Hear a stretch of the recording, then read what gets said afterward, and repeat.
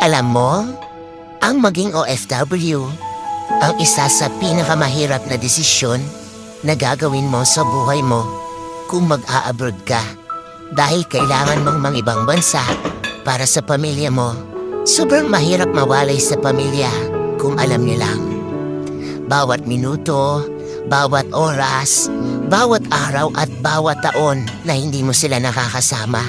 Lahat yan ay titiisin para lang mabigyan sila ng buhay na masagana. Kahit ang kapalit nito ay ilang taon na pagkakawalay sa kanila. Mahirap talagang maging OFW dahil lahat ng okasyon sa buhay mo, habang nasa ibang bansa ka, ay hindi mo sila makakasama.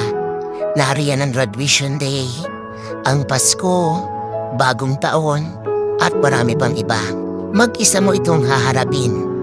Oo, mag-isa, homesick, ang isa sa pinakamalakas na kalaban ng mga OFW na kapag hindi mo nalabanan, talo ka. Kailangan pag nasa ibang bansa ka, may baon kang 1 toneladang pasensya at gabundok